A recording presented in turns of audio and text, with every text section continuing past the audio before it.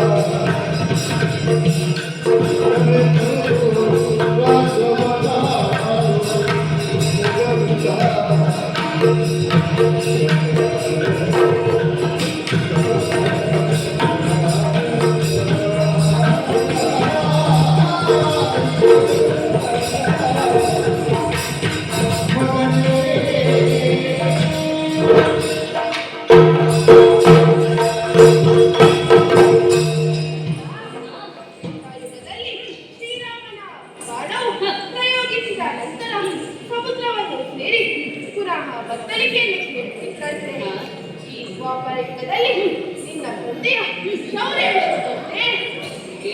ವರ್ಷವನ್ನು ಸುರಿಸಿ ಕ್ಷಣಾರ್ಧದಲ್ಲಿ ಶ್ರೀಲಂಕರದಲ್ಲಿದ್ದ ನಿವಾಸ ಕವಚವೆಂಬ ದಾನವರನ್ನು ಒದಿಸಿ ಕಿರೀಟಿ ಎಂಬ ಬಿರುದನ್ನು ಪಡೆದಿದ್ದಾರೆ.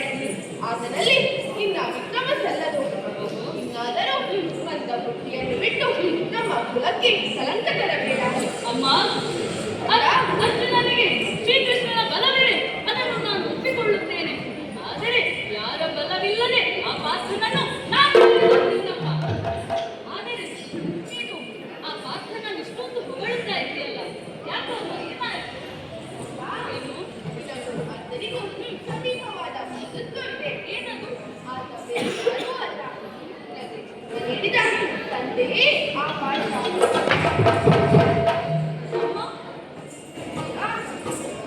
ಮಾತನ್ನು ಹೇಳುತ್ತಾ ಇದ್ದೀಯ?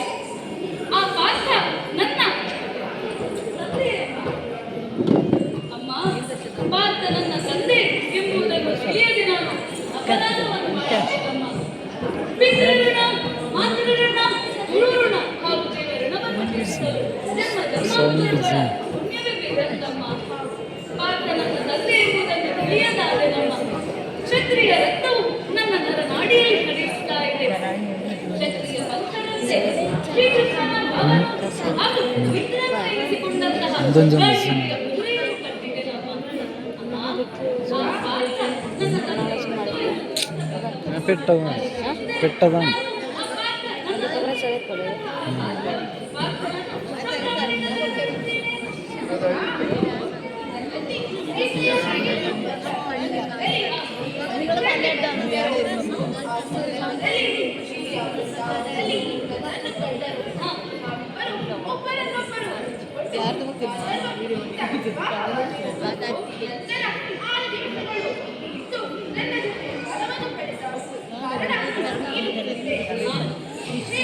ಅವರಿಗೆ ಅರಿಯದೇ ಇರಬಹುದು. ಅದರಲ್ಲಿ ಕ್ಷಣವನ್ನು ತಿಳಿಸಿ ಕಪ್ಪವನ್ನು ಒಪ್ಪಿಸಿ ವೈಭವದಿಂದ ಕರೆದು ಸಾಕು.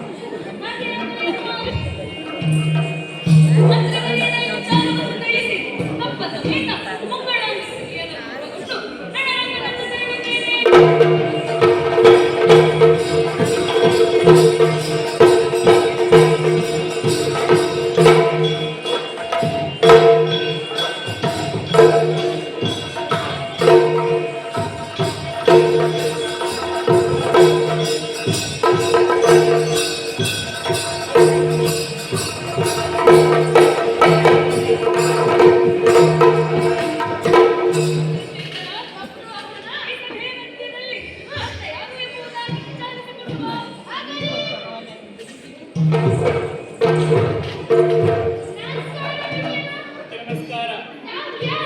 ನಾನೇ ಹಂಸಧ್ವಜ.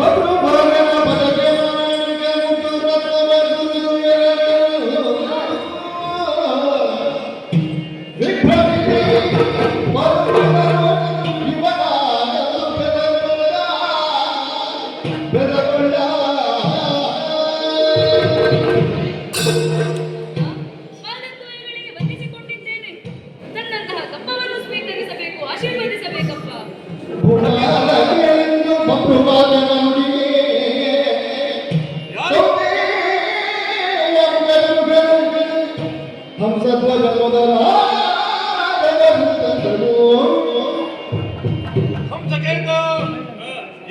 ಆಶ್ಚರ್ಯ!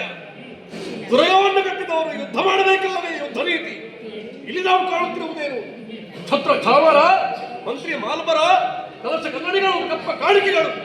ಹಾಗಾದರೆ ಕುದುರೆ ಕಟ್ಟಿದವನು ಯಾರು?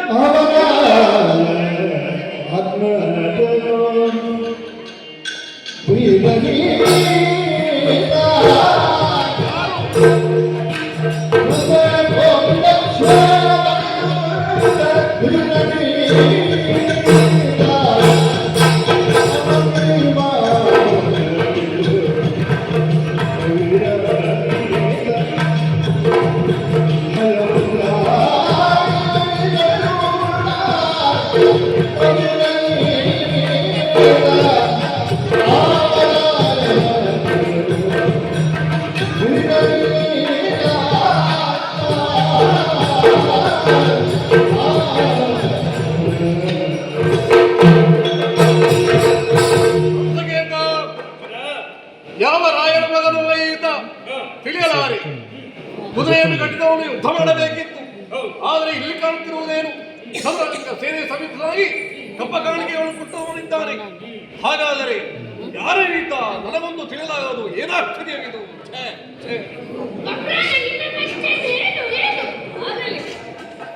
ತಂದೆಯವರೇ, ಮೊದಲಾಗಿ ಪಾದಗಳಿಗೆ ನಮಸ್ಕರಿಸಿದ್ದೇನೆ. ನಾನು ನಿಮ್ಮ ಪುತ್ರ ಬಬ್ರುವಾಹನ. ಈ ಹಿಂದೆ ನೀವು ತೀರ್ಥಯಾತ್ರೆಗೆಂದು ಮಣಿಪುರಕ್ಕೆ ಬಂದ ಸಂದರ್ಭದಲ್ಲಿ ಅಲ್ಲಿ ನನ್ನ ತಾಯಿಯಾದಂತಹ ಚಿತ್ರಾಂಗದೆಯನ್ನು ನೋಡಿದ್ದೀರಿ. ಅಲ್ಲಿ ಕೆಲ ದಿನಗಳ ಕಾಲ ಇದ್ದು ಅಲ್ಲಿ ನೀವು ಗಾಂಧರ್ವ ವಿಧೆಯಲ್ಲಿ ಮದುವೆಯನ್ನಾದಿರಿ. ಸ್ವಲ್ಪ ಕಾಲಗಳ ಕಾಲ ಇದ್ದು ನಿಮ್ಮಿಬ್ಬರ ಸಮ್ಮಿಲನದಿಂದ ನನ್ನ ಜನನವಾಯಿತು. ನನ್ನ ಅಜ್ಜನಾದಂತಹ ಚಿತ್ರಸೇನರಿಗೆ ಗಂಡು ಸಂತಾನವಿಲ್ಲದ ಕಾರಣ ಮಣಿಪುರದ ಅಧಿಕಾರ ನನಗೆ ದೊರಕಿತು.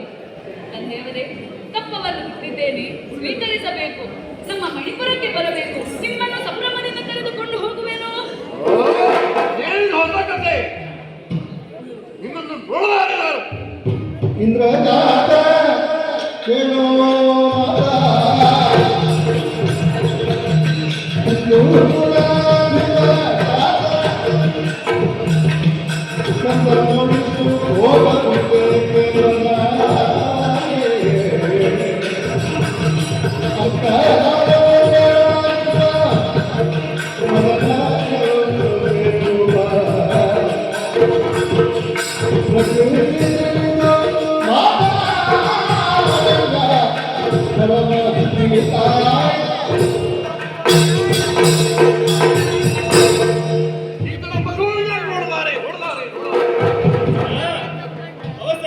ಅವಸರಿಸಿದರು. ಈತನ ಮುಖಚರ್ಯೆ, ಹಾವ ಭಾವ, ನಡೆನುಡಿಗಳನ್ನು ಕಂಡಾಗ ನಿನ್ನ ಪ್ರತಿಬಿಂಬವಾಗಿ ನಮಗೆ ಗೋಚರಿಸುತ್ತೀರಿ. ನಮಗೆಲ್ಲರಿಗೂ ಇವನು ನಿನ್ನ ಮಗನಾಗಿರಬಹುದು ಎಂಬ ಸಣ್ಣ ಸಂಶಯ ಮೂಡಿದೆ. ಹೌದೇ? ನಮ್ಮ ಸಂಶಯವನ್ನು ಪರಿಹರಿಸು. ಅದು ಹೇಗೆ ಅಷ್ಟು ಖಡಾಖಂಡಿತವಾಗಿ ಈತ ನಿನ್ನ ಮಗನಲ್ಲ ಎಂದು ಹೇಳಬಲ್ಲೆ? ಸಂಶಯವನ್ನು ದೂರಪಡಿಸುವೆಯಾ? ಸಂಸಕೇತ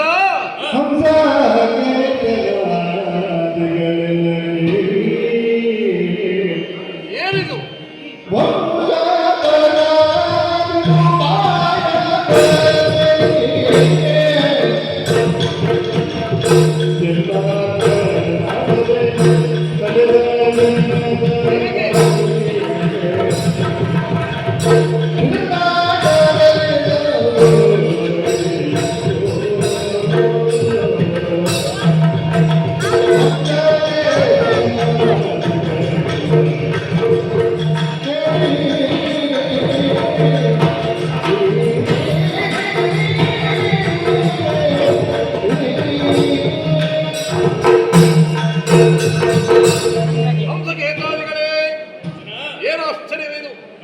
ಮಾತಿಗೂ ಇವರು ನನ್ನ ಮಗ ಅಂತ ಹೇಳುತ್ತಾ ಇದ್ದಾರೆ.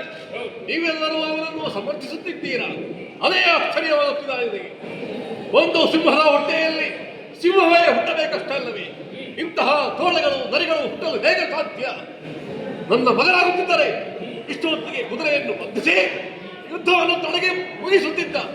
ಇವನು ನೋಡಿದರೆ ಬದುಕುವ ರೀತಿಯನ್ನು ಕಲಿತುಕೊಂಡಿದ್ದಾನೆ. ಇವರ ತಲೆ ದಂಡಾಗುತ್ತದೆ ಎನ್ನುವಾಗ ಕಾಲಿಗೆ ದಂಡ ನಮಸ್ಕಾರ ಮಾಡುವುದನ್ನು ಕಲಿತಿದ್ದಾನೆ. ಇವನು ಹೇಗೆ ನನ್ನ ಮಗನಾಗಲು ಸಾಧ್ಯ? ಹಾಗಾದರೆ ನಿನಗೆ ಮಗನೇ ಇಲ್ಲವೇ? ಇದ್ದನಲ್ಲವೇ? ನನಗೆ ಮಗನೊಬ್ಬನಿದ್ದ. ಅವನೇ ಸುಭದ್ರಾನಂದನ ಕುರುಕ್ಷೇತ್ರದ ಧಾರಣೆಯಲ್ಲಿ ಗುರು ದ್ರೋಣಾಚಾರ್ಯರು ಬಗೆದಂತಹ ಚಕ್ರ ವ್ಯೂಹಾನು ಭೇದಿಸಿ ಪಟುಪಟರ ರುಂಡವನ್ನು ಚೆಂಡಾಡಿದಂತಹ ಆ ಪ್ರಚಂಡ ವೀರ ಅಭಿಮನ್ಯು ಅವನೇ ನನ್ನ ಮಗ. ಅವನು ಈ ಕ್ಷಣದಲ್ಲಿ ಇಲ್ಲ ಅಂತ ಬೇಸರವಾದರೂ ಅಂತ ಒಬ್ಬ ಮಗನಿಗೆ ನಾನು ತಂದೆ ಎಂಬಂತಹ ಒಂದು ಅಭಿಮಾನ ನನ್ನಲ್ಲಿ ಇನ್ನೂ ಉಳಿದುಕೊಂಡಿದೆ. ಹಾಗಾಗಿ ಈತನು ನನ್ನ ಮಗನು ಅಲ್ಲವೇ ಅಲ್ಲ ಸಾಧ್ಯವೇ ಇಲ್ಲ. ಹಾಗಾದರೆ ಯಾರೀತ? ಈತನ ಜನಕ ಯಾರು? ಈತನು ಯಾರು ನಾನು ಹೇಳುತ್ತೇನೆ. ಈ ಮೊದಲೇ ಇವನು ನುಡಿದಂತೆ ಚಿತ್ರಾಂಗದೆಯ ನಂದನಂತೆ ಚಿತ್ರಾಂಗದೆ ತಂದ ಯೌವನದ ಕಾಲದಲ್ಲಿ ಪಾರ್ಥ ಎಂಬಂತಹ ಗಂಡನನ್ನು ಪಡೆಯಬೇಕೆಂಬ ಆಶೆ ಹೊಂದಿದವಳು ಗಾಂಧರ್ವರನ್ನು ಸೇರಿಕೊಂಡು ಬಹುಶಃ ಅಲ್ಲೊಬ್ಬರು ಯಾರಾದರೂ ಪಾರ್ಥನ ಪ್ರತಿರೂಪದಿಂದ ಇವರನ್ನು ಕೂಡಿರಬೇಕು. ಆದ್ದರಿಂದಲೇ ಹುಟ್ಟಿದಂತಹ ಪಿಂಡವಿದು. ಇಂಥವರಂತ ಸ್ವೀಕರಿಸಿದಂತಹ ಈ ಕಪ್ಪ ಕಾಣಿಕೆ ಇದೆಯಲ್ಲ, ಧಿಕ್ಕಾರ.